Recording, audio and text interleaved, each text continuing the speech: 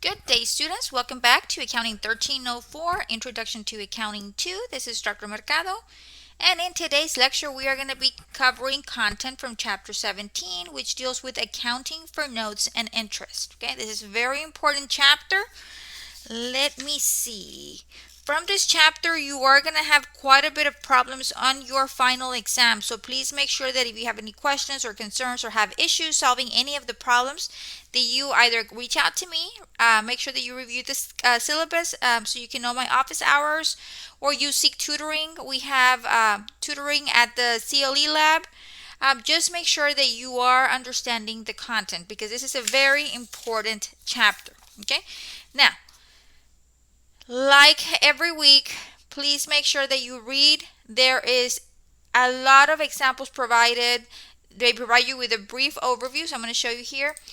They provide you with a brief overview of each of the sections and then the journal entries. Okay, I'm not going to bring in screenshots of all of the journal entries. I just decided to bring screenshots of some to illustrate that the ebook does provide you with resources. Okay, sometimes students tell me, Miss, I am lost. I don't understand anything. I'm like, how can that be if you read there's examples in the book, so I don't understand. The only reasoning behind it is that you haven't even opened up your book. Okay, so in this particular problem, we are going to be dealing with journal entries, a whole bunch of journal entries. Okay, so the problem that I'm going to be going over today is problem 17-10A. Deals with notes receivable entries. Okay, so as you can see, we're going to have a whole bunch of transactions that we have to record in a general journal. I've already got the journal set up. Now, like I tell you every week, make sure that you firstly read the chapter. Second of all, when you're working on a problem, go back to the ebook and find the section that deals with the specific part of the problem. Okay, so if you see here, this particular problem deals with learning objectives 2 and 3. Now, in learning objective 3, that is where the majority or all of the journal entries that we need will be found. Okay. Now, in that particular section, the one that for accounting for notes receivable transactions, you're gonna find an overview of transactions or how to record transactions for notes received from a customer in exchange for an asset sold, note received from a customer to extend the time for payment of an account, a note collected at maturity, a note renewed at maturity, a note discounted before maturity, a note that is dishonored, and the collection of a dishonored note. So all of this is covered in the section of the book, okay? And I'm just going to illustrate how the information is displayed. Usually you will locate a brief introduction about the journal entry, why it's taking place. For example, this one that we have here, a note received from a customer in exchange for assets sold. Okay, so for example, here it says when a business makes a large sale, it may accept a note for the amount of the sale. A business may be willing to accept the note for two reasons. First, the note is a formal written promise to pay. So if anything happens, you have a written agreement that you can later file suit if needed. The note can be converted to cash at a bank if necessary. It is a legal document. Second, the note more than likely is going to bear interest. So you're not only going to get the amount that is owed to you, but you're going to get interest on top of that. Okay? And then they illustrate the journal entry that you would need to do to set up this notes receivable. Notes receivable is another asset account. Okay, just like accounts receivable. Okay, but notes receivable is in a more formal process. We have written agreements, due dates, maturities, interest rates, all of that good stuff. Okay, so it illustrates or it explains what it is, and then it gives you the journal entry that needs to happen. Okay, and this is the same for the note collected at maturity. It gives you a brief overview and then the journal entry. So these are just for illustrating purposes that the textbook does explain each of the journal entries that we're going to cover, and we have 7 journal entries. So it'll cover the journal entries, a brief overview, and then the journal entry that you need to do. Okay. So as you can see, the textbook does a great job at explaining the content. Okay. A major component of the chapter deals with calculating interest. Okay, we need to calculate or learn how to calculate interest. Okay, the formula to calculate interest is your principal times your rate times the time. Okay, so it gives you an overview of the different components. Okay, and we're going to be practicing that as well in your homework and in some of the journal entries that we are going to be doing. Okay, a reminder that the majority of these problems that you are doing for homework do have a show me how video embedded. Please watch those videos, use them as a resource in conjunction with your PowerPoints and your reading to be able to better understand the content. Okay, so let's dive into the problem. Okay, so we're going to start off with the July 20 entry. Okay, so let's look at what is happening on July the 20th. Okay, it says that we received a $750 30-day 5% note from J. Akita in payment for the sale of merchandise. So we sold merchandise to Akita, and Akita agreed to set up a note receivable for the balance due, and that balance would be due in 30 days, and they're going to be paying you on top of the $750 a 5% interest on it. Okay, so what are we going to do? Well, we're going to set up a notes receivable in our books so we can keep track of how much Akita owes us. So we have a notes receivable. Okay, and what happened here? Well, it says that we sold merchandise. Okay, so we're going to go ahead and we're going to credit my sales. So even though we haven't gotten paid, I am going to record the sale because remember, sales are recorded when they happen, not necessarily when you get paid. Okay, so the amount of the entry, it says here $750 is the amount. Okay, so we're going to debit the notes receivable and we're going to credit sales. By now, you should be very familiar with the normal balances of the accounts. A notes receivable is an asset with a normal balance of a debit. Sales is a revenue account with a normal balance of a credit. Okay, so that happened on the 20th. Okay, now we're going to go on to August the 19th. Okay, on August the 19th, Akita paid the note issued on July 20th plus the interest. So now Akita, just like she promised, she went ahead and she made the payment to that note. Okay, so when Akita makes the payment, what are we going to receive? Okay, well, she's making a payment to me. I am going to receive cash. Okay, now we had set up a notes receivable by debiting the account. I need to clear that notes receivable because Akita no longer owes me money. So if I clear out the notes receivable, I would need to credit my notes receivable so we can zero it out. So notes receivable would be credited. Okay, and we'll put the amounts in a bit because we have to do some calculations. Okay, now in addition to clearing out the notes receivable for Akita, Akita also promised to pay me some interest, 5% interest. So what are we going to do? We are going to generate interest revenue.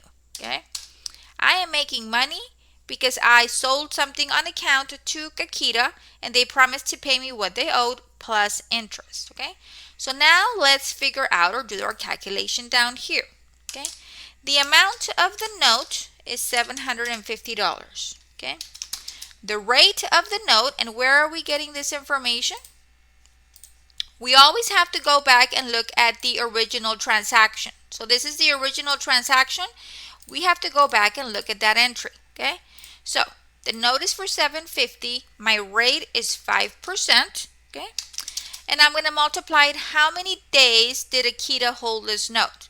Akita held this note for 30 days over 360 days. Okay, so it was from July 20th through August the 19th. If we do the math, and the book explains how to calculate the number of days. Okay, make sure you read that section. I'm not going to go through all of that with you because it's just too much content to cover in one lecture.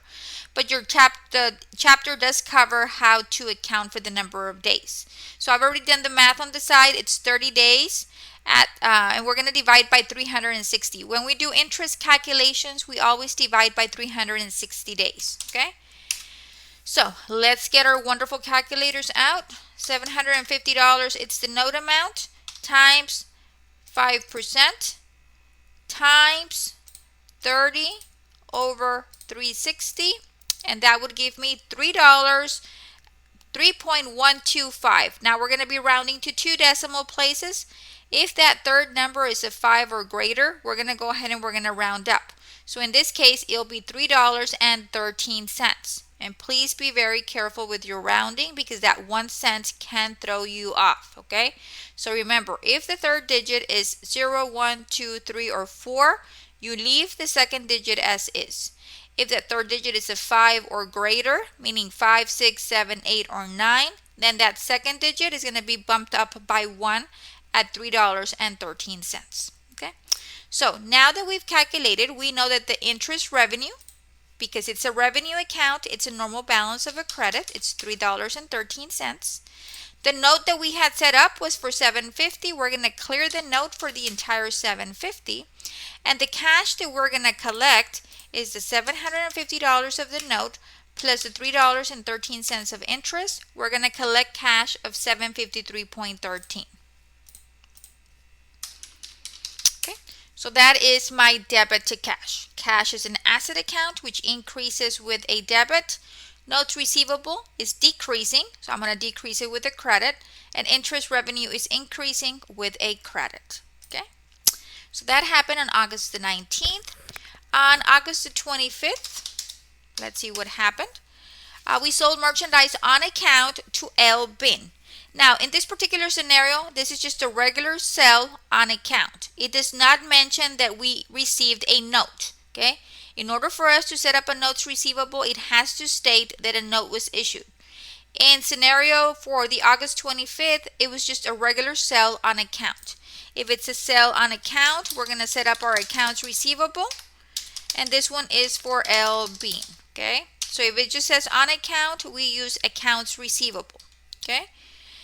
And what happened here? Well, we made a sell. So we're going to have sales, and the amount is for $1,100. And let me mark these off because then I get confused where I'm at. So I've already done July 11th.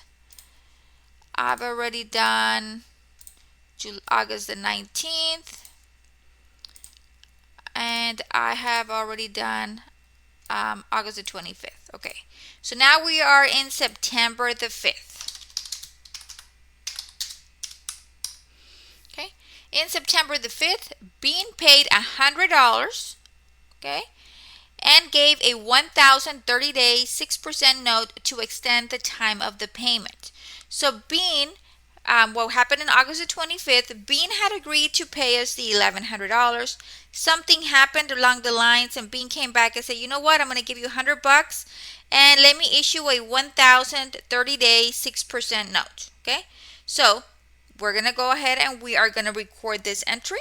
Okay, the cash that we received on this transaction is $100. We're going to debit that amount. Okay, now we're going to set up a notes receivable. It says that Bean paid $100 and gave a 1,030-day 6% note. So we have to set up a notes receivable. Okay. So we're going to set up a notes receivable for the $1,000 that we're setting up. Okay. And then we're going to clear the accounts receivable. So what we're doing is we're transferring the balance from accounts receivable to notes receivable. Okay, that's what we're doing. So if you look here on the entry on August the 25th, I had a debit of $1,100 to my accounts receivable. I'm going to clear that debit because I no longer should have it because now I set up a notes receivable for $1,100. Put an extra 0. There we go. Okay. So what we did in this transaction was we acknowledged the $100 cash that we received. We set up a notes receivable that's going to be due in 30 days for $1,000, and we cleared the accounts receivable. So we're transferring from accounts receivable to notes receivable. Okay.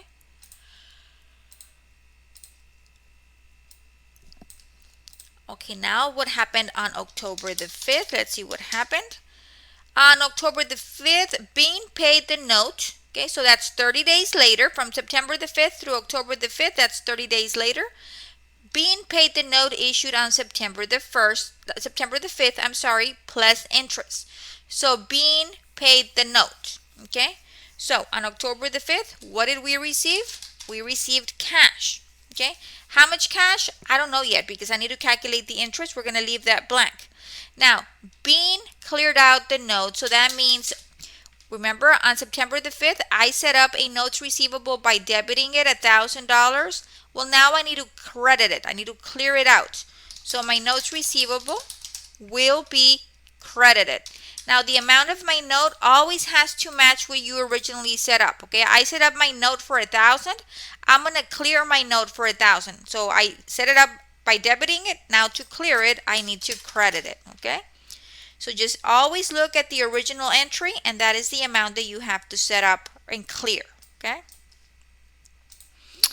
Now, last but not least, Bean promised me some interest. Okay, Bean promised me 6% interest. Okay, so what am I going to earn? I'm going to earn interest revenue. How much? I don't know. Let's do the calculation. Okay, so the amount of the note is $1,000. The rate is 6%.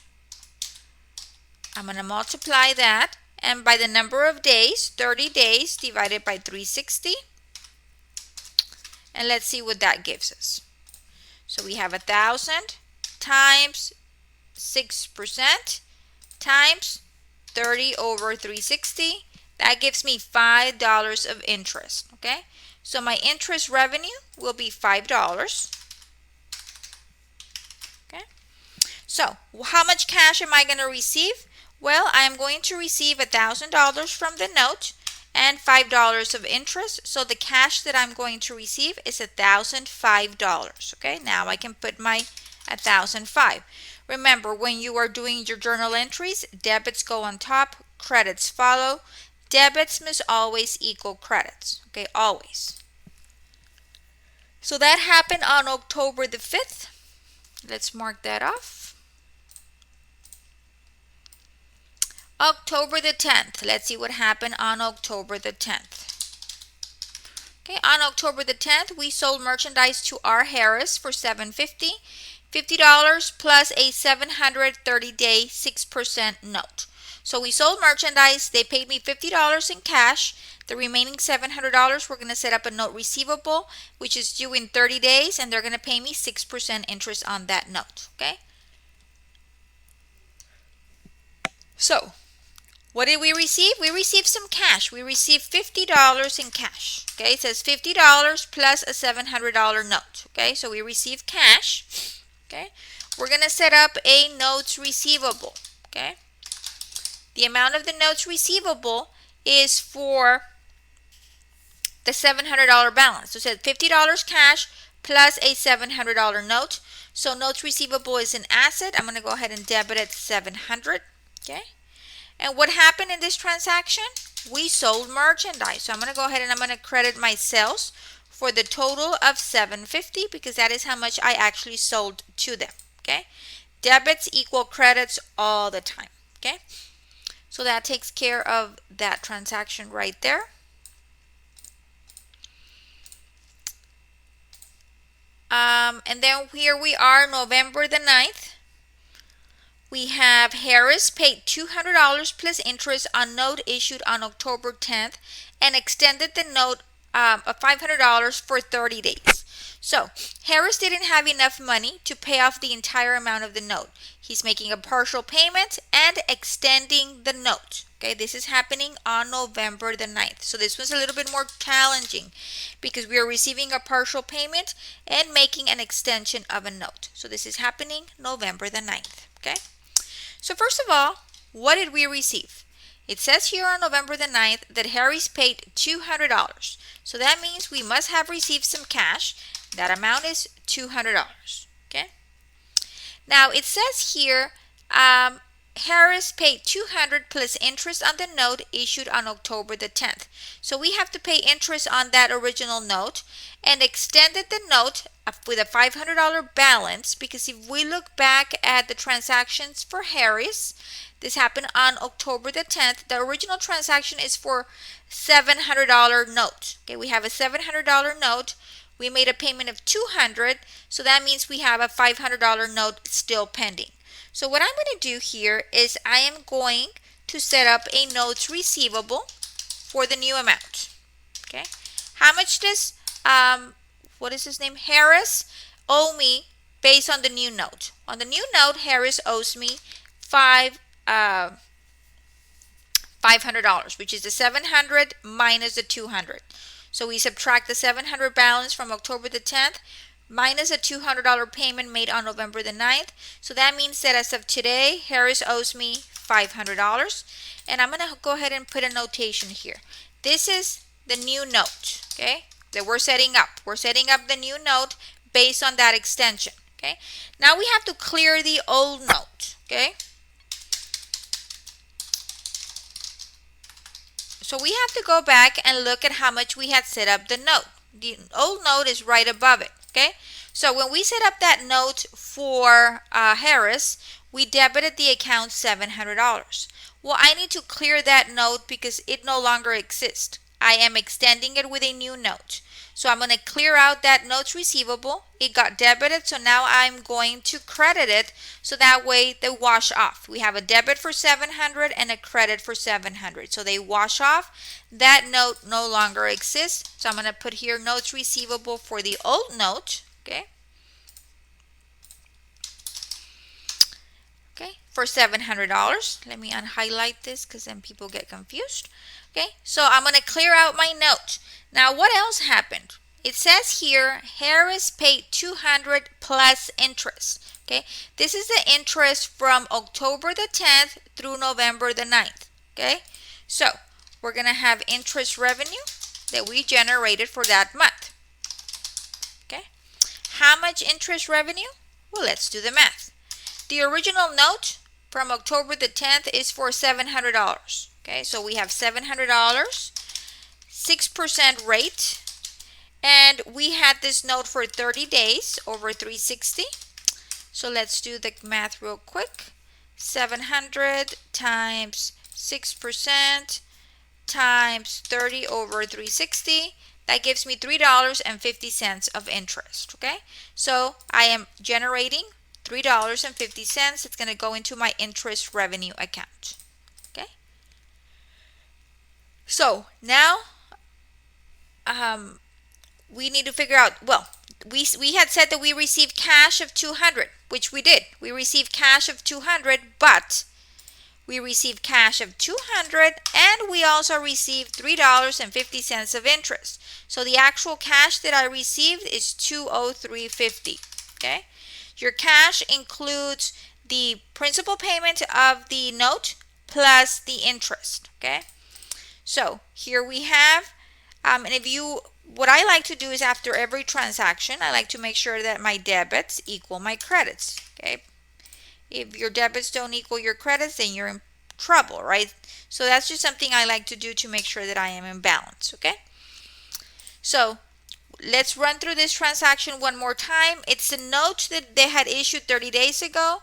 They couldn't pay the entire amount off. They could only pay $200 off, plus the interest occurred for the month. So we ended up receiving $200 in cash, plus we earned $3.50 in interest. So that gave me a total cash of $203.50.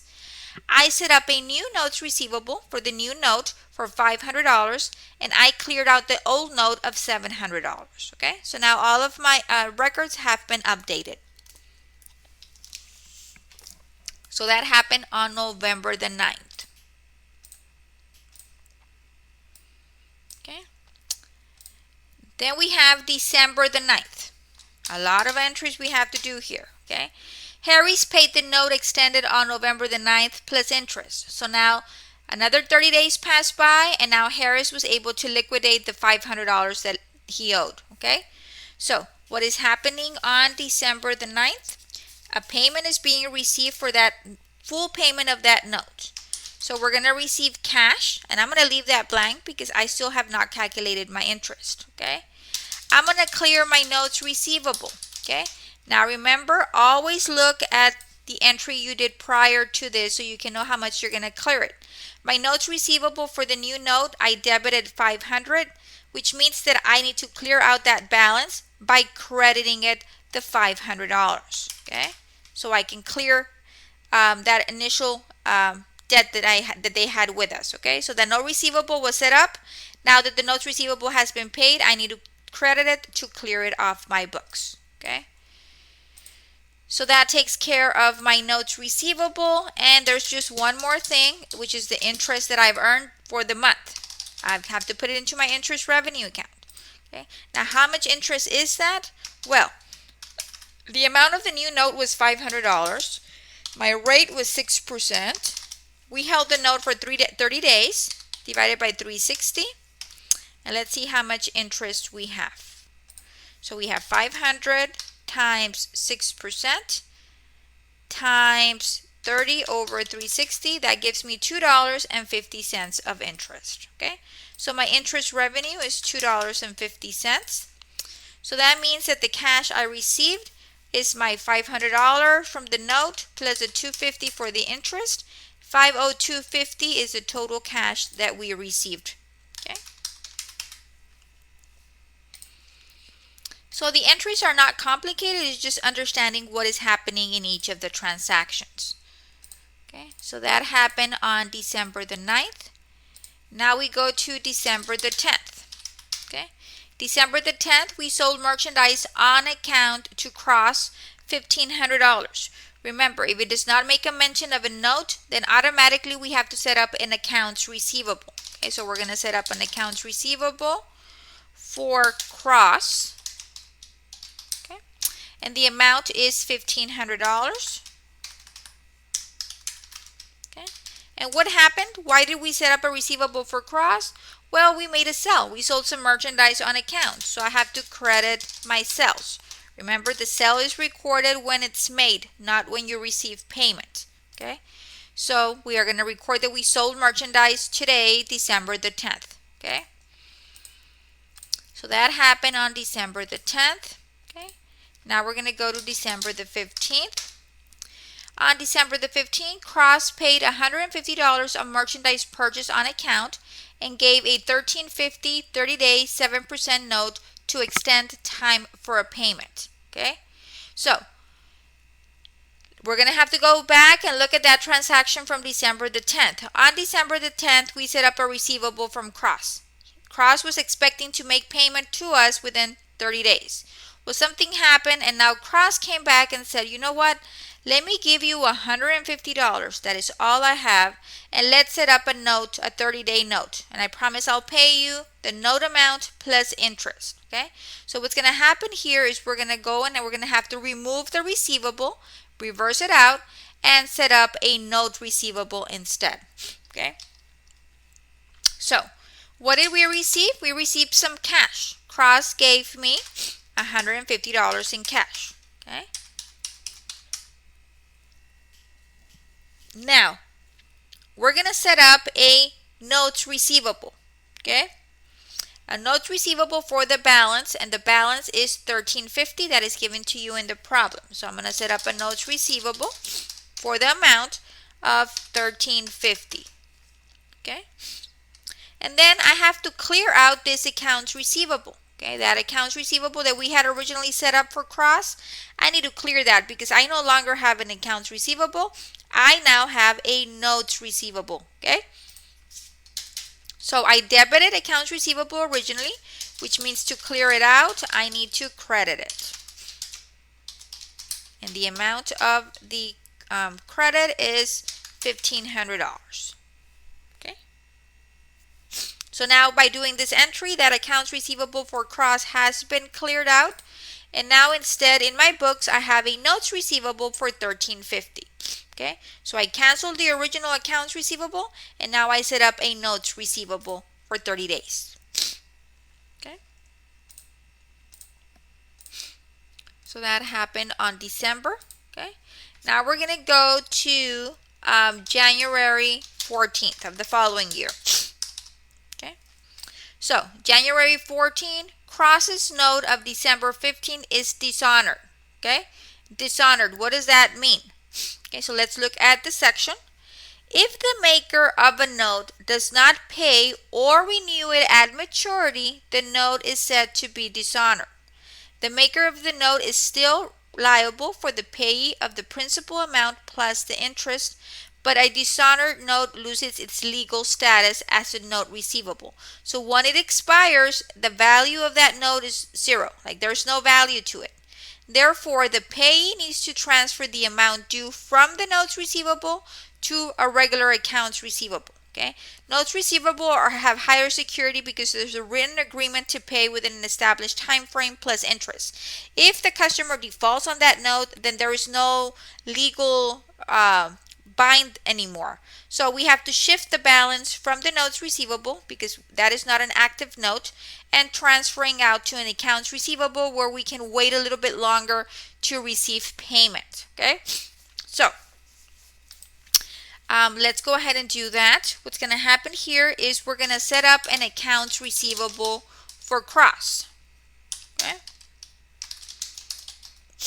because Cross could not pay us within the 30 days he promised. Okay, so I'm going to leave the amount blank because we still need to calculate interest on it, but we are going to have to debit the accounts receivable.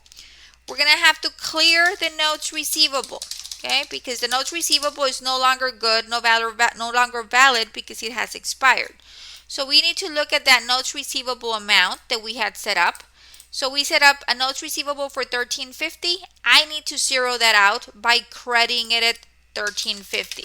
Okay, so I need to cancel that notes receivable that was set up by doing the opposite, which is to credit the amount. Okay, so I'm going to credit my notes receivable, and I have to acknowledge the interest revenue. Okay, how much interest did I earn? Because I did earn the interest because I lent you money basically. You promised to pay me what you owed me plus interest. So how much interest was earned?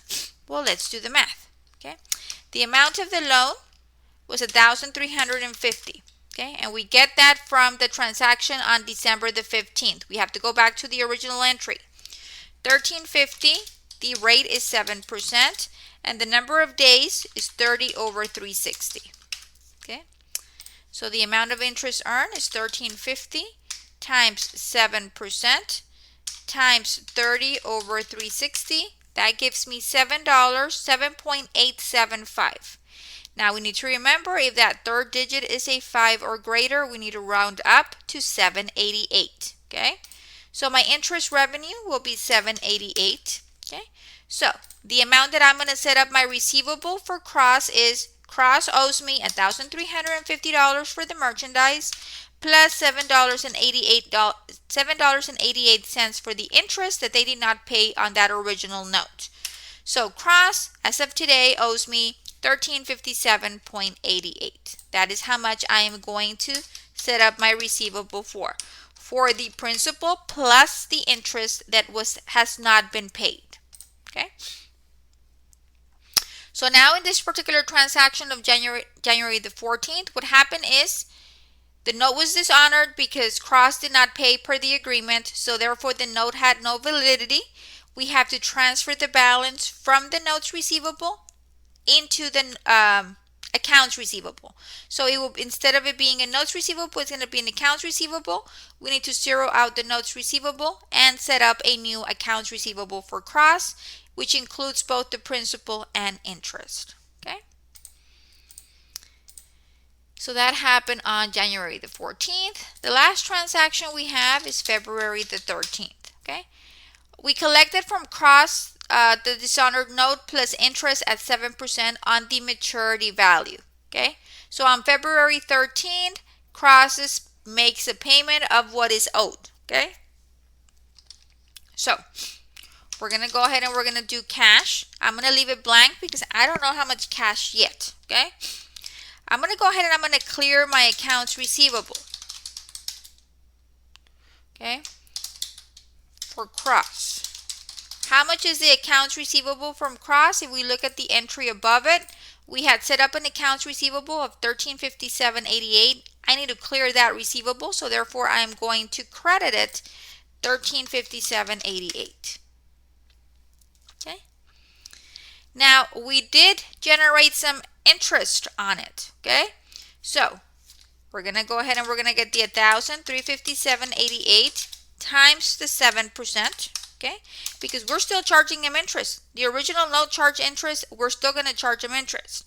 times 30 over 60, 360. Okay, so we're going to pick up the receivable balance of 1357.88, which is what Cross owed me, times a 7%, times 30 over 360, and that gives me $7.92. Now, if we look at that third digit, it's a 0, so we're going to leave it as is, 7.92.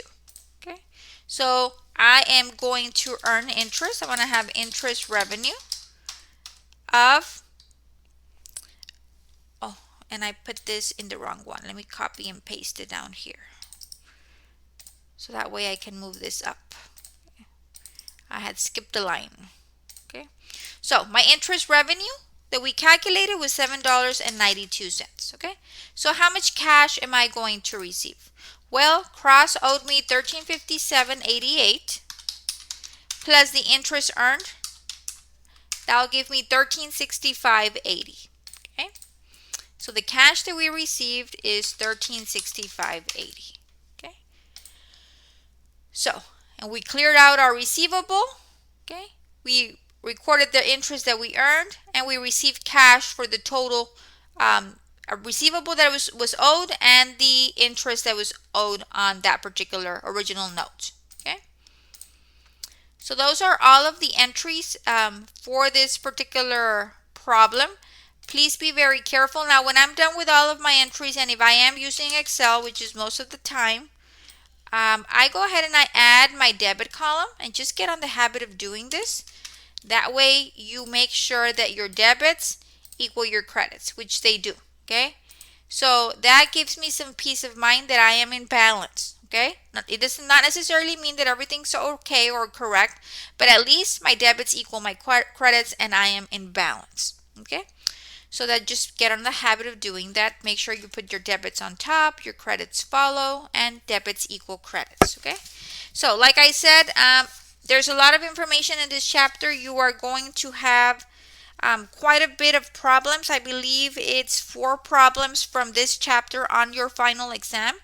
So please make sure that you really pay attention and study the material in this chapter. Okay? If you have any questions, concerns, or need any help, please do not hesitate to reach out. I advise and recommend that students maybe form study groups to help each other out. I am not against students helping each other out as long as you are not cheating. Okay, there's no point of you just sitting there and copying. You need to understand the content, because when it comes time to take an exam, you will be on your own. Okay, so that is basically it for this homework problem. Please look at your syllabus. For my office hours, questions, or concerns, do not hesitate to reach out to me through Blackboard message, email, or Pronto. Until next time, have a wonderful day. Bye-bye.